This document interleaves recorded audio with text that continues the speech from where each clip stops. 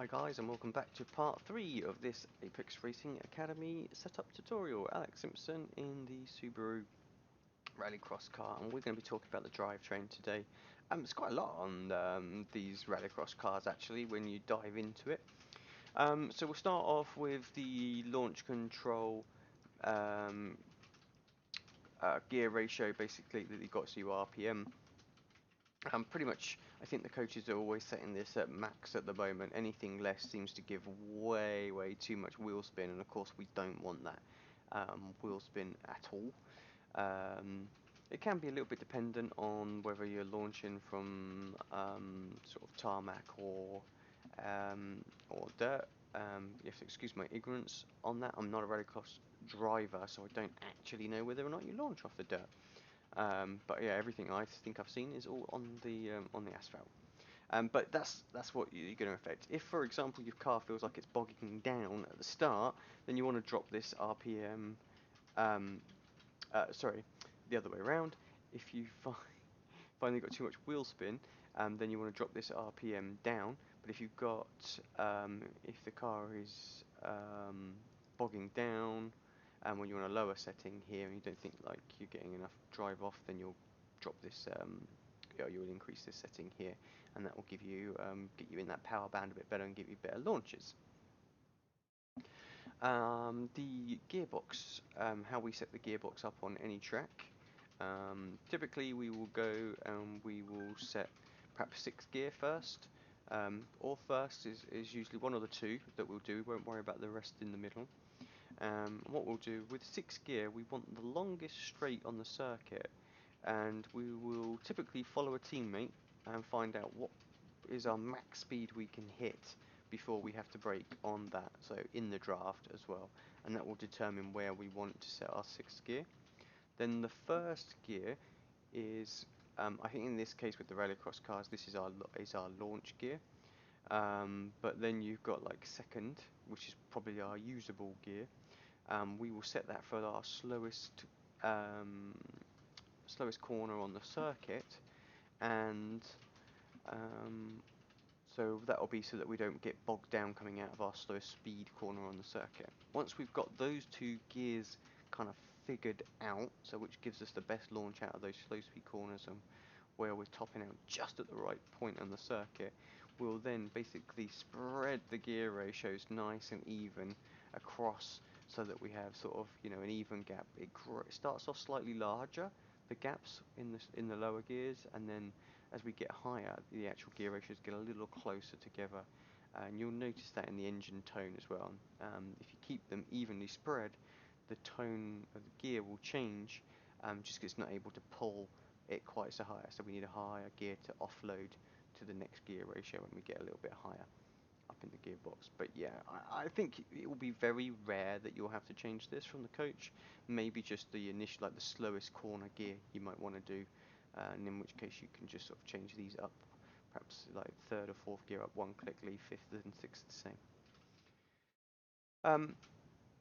So let's talk about diffs then. The car obviously has 3 diffs: your front diff, your centre diff, and your rear differential, and they're all going to affect how the car transitions in and out of a corner.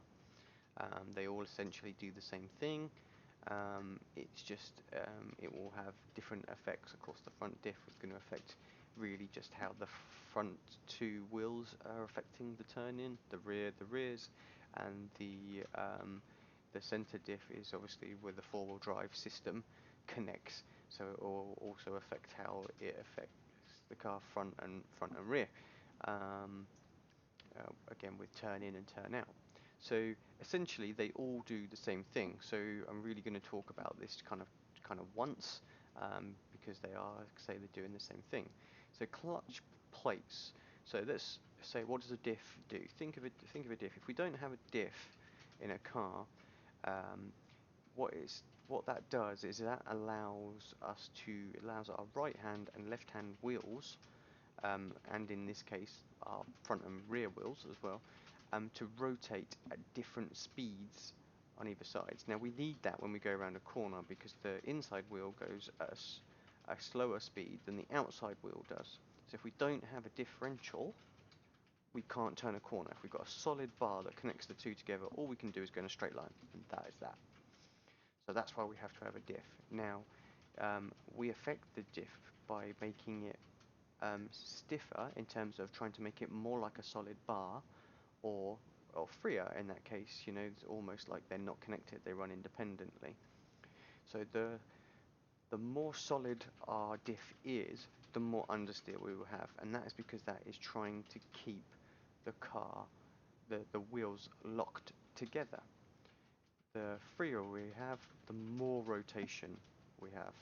So, and that's because again, it's allowing the wheels to all turn at different speeds independently, so we can rotate around. So with that in mind, there are a couple of areas that we can affect using the diff. We've got a drive ramp angle. Now what that means when you're on the gas.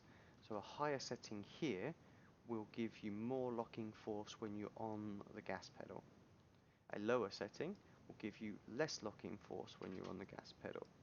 So a freer diff, again, means that you'll turn more on the gas. A higher diff setting will mean you'll turn less on the gas. Now the coast ramp angle, that is when you're not on the gas pedal. So typically when you're on the brakes or turning into a corner. Again, so a higher setting here, that's going to give you more understeer. You can see the front diff is fairly locked, so we're trying to get understeer through the front. And then a lower setting will allow the car to be much more freer and allow the car to turn more. So that's kind of like the ramp angles, but then we have like a multiplier in terms of the clutch plates and the preloads. So we can have a really low amount of clutch plates that will free up the car, so that gives us more oversteer or more turn-in generally front and on drive, so coming off the corner and going in. That affects both at the same time. This is an independent setting. If we go to 12, that's our max clutch plates. That gives us much more understeer. Again, it affects the drive and the coast at the same time. Only this setting is independent. The preload is kind of a micro adjustment to the clutch plates as well. So we can free the car up by going with a 35 preload here, and that will just allow us to turn in a little bit more. Now it's worth pointing out a 1035. Well, actually, let me change this. A 10120 doesn't have as much locking force as a 12-0. This still produces more locking than what the other setting does. So the clutch plates is a huge factor to it. So when you're going, if you change from say like an 8, the coach gives you an 8 or a 10, and you go to and he's on a I don't know, let's say a 100 here, and you go to a 12-100, that's a massive change in terms of how much you're locking the car up. So if you find that doesn't work too much, then perhaps you need to come back down to something like a 12-20 and start again, and you'll notice that actually it'll feel just a little bit more like where it was, and you can start fine-tuning and keep going a little bit stiffer until you get to kind of like the right area that you want. But that is the same on all three of the diffs. They're affecting exactly the way the drive, and the coasts, the plates and the preloads, exactly the same. Right, I hope that gives you a good idea on how you can sort of adjust and use the diffs just to try and stabilize the car a little bit more, get it a little bit more to your driving style. If you have any questions, do post them in the chat on Discord, and we will try and help you out as quickly as possible. Thanks for now, catch you in the next one.